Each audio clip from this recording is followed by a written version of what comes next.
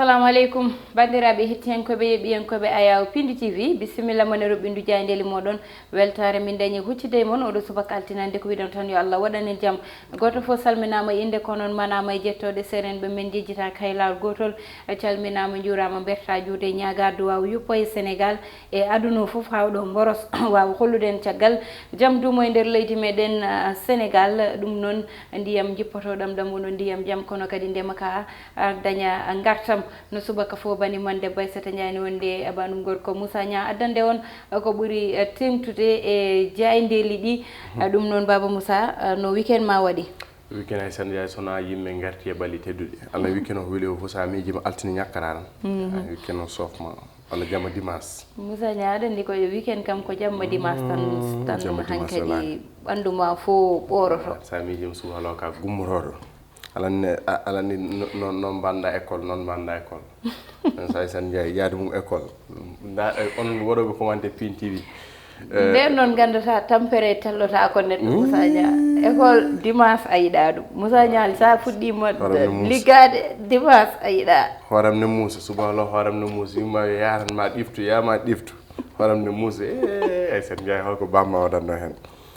wallahi Allah Babacar dogannore jangde noon no feewi sanne en calmini yewiyankoɓe Pini TV tewteɓe nder bo leydi kala ɓen ɓe ganduɗa ko fiɓodirɓe aadi bilali salalade ɓuuri firtudade kono kadi ɓen ɓe ganduɗa meeɗa firtude oɗon aadi hayya lawol gotol ɓe ganduɗa suuɓiɓe Pini TV gam humpito ay sen Ndiaye en calminiɓe kamɓe tewteɓe nder e bowol leydi kala noon tigui ko ɓuuri tengtude hande ko noon tigui oɗon fannu dowrugol ene wayno ne ɓuuri jojjude e nder jeyde leydi Sénégal kono kayya alhaali ɗin ɗereji ndewa lawol fausse passeport kono kayya e alhaali o ɗam ɗon ndeelam woni ganduɗa ko pétrole ganduɗa ko puɗɗiɗo ittede to Sangomar e sen Ndiaye ɗum ne ɓuuri tentude nder jeyde leydi Sénégal ko yettere Allah jayde Le Soleil udditidama Le Soleil natal Abdoulaye Baldé o wi ko majorité présidentielle o ma foole sumgoji paaɗi so tawi noon holko tawata ganduɗa kay ha ɓeɗon poole ɗiɗon sumgoji ɗum ne tawi nder heloɗiɗamo ndeɗon jayde ɗum ko konngui makko ko natal makko tigui ardina e oɗo subaka kanko Abdoulaye Baldé maire mo Ziguinchor kono kay membre de la coalition présidentielle Benno Bokk Yakar caggal kane nder ndeɗo jayde sen Ndiaye ɓe garti ala haali guittogol ganduɗa tigui immunité parlementaire walla mbiyen lefol horma ɗiɗon député ji ganduɗa tigui jofaɓe alhaali faux passeport e gueɗe baɗe noon ɓe mbi ko assemblée nationale leydi Sénégal nduɗon suudu sardiji koko heeɓi gam kay ittude ganduɗa ko immunité parlementaire mabɓe caggal kane sen Ndiaye ene wayno Le Soleil arti e foye d'hivernage hande ɓe jilli ko sunguru ngu ko mayel Sénégal woni wala sunguru ngu ko mayel so wiyama mayel noon wona mayo mawɗo ko mayel tawte ko to diwan Casamance sunguru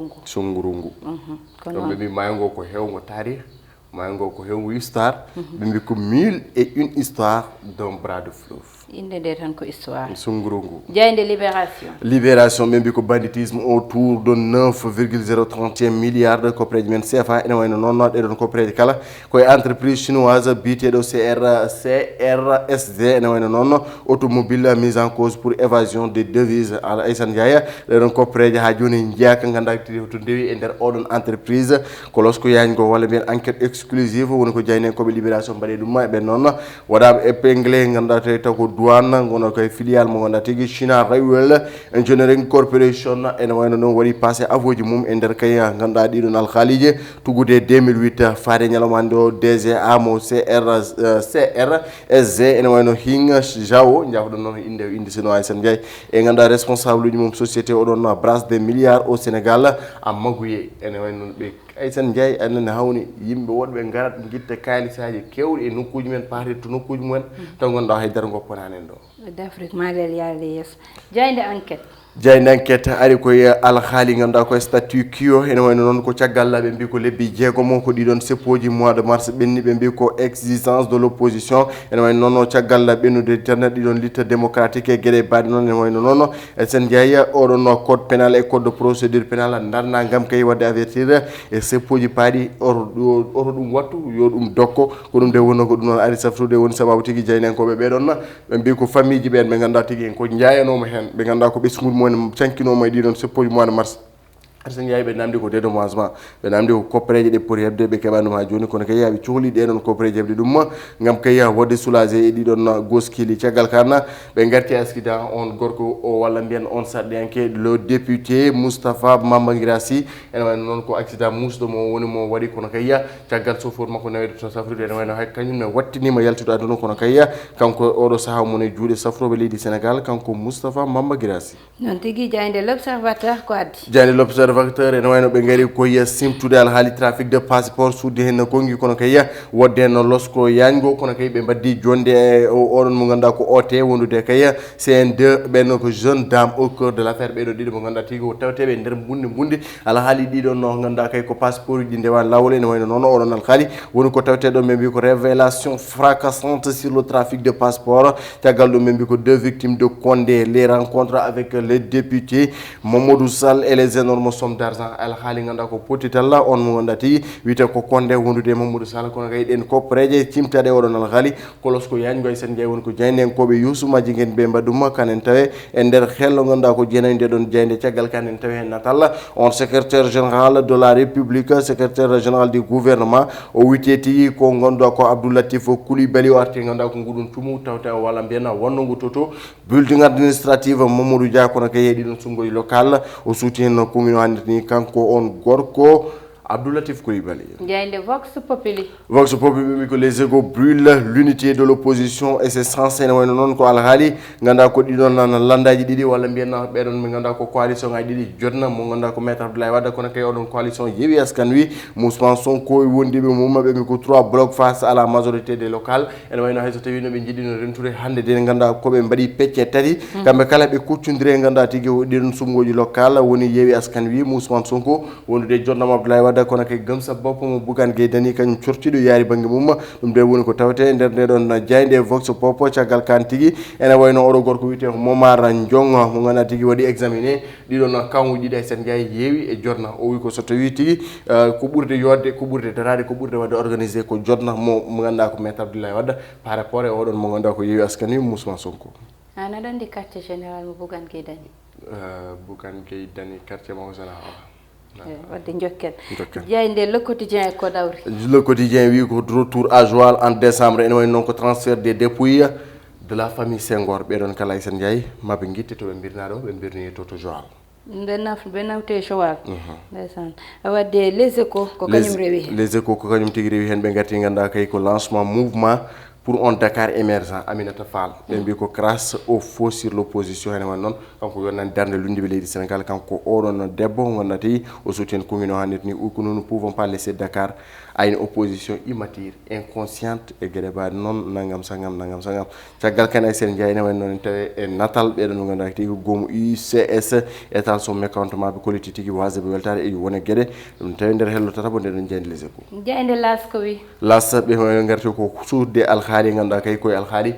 suudde kongi wono kay wadde révélation ngaji e oɗon organisation kono kay e oɗon feuille de route coalition Yewwi Askan Wi mo Ousmane Sonko noon tigui jeyde stade coftal ɓalli kañum uddata dama ndeysan ɓe mbi ko guerte guirtete koto gawno Cristiano Ronaldo arti to Old Trafford so wiyama Old Trafford Aysén Ndiaye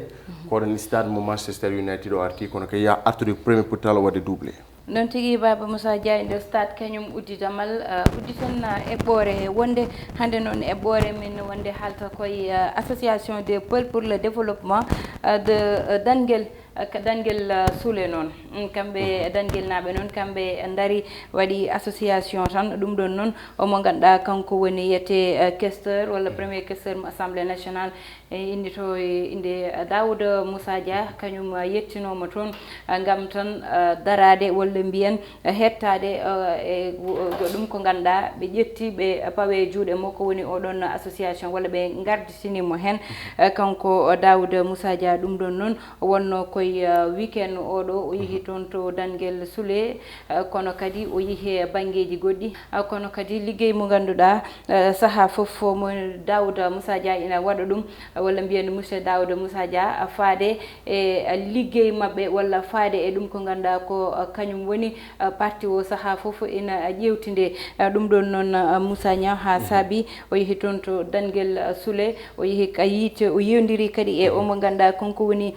ceerno Bassirou Camara nde woni galle Cheikh Moussa Camara ko hen jeeya woni halifo hande ɓe jewtiɗi kono kadi wo hettima yimɓe ɓe e ko ganduɗa ko kañum woni goƴaji mumen gam no watta hawo yettina ɗum ɗo foti yettinde ɗum ɗo saaha foof darde makko ina ƴewtinde e ngal ɗon banggal te noon ko ɗum sohla goto fo e banggue mo woni o hoto faden hay goto yo wat ko foti wadde ko kono kadi yo daro ɗo foti darade ɗo kanko noon banggal makko ina yaaji o yiyama e ndema o yiyama e liggeyaji goɗɗi e goɗɗi ɗi ganduɗa yete amo daro hen saaha foof gam no waɗa ha leydi ndi yaara yesso te koko way noon tan sohla goto fo so darnima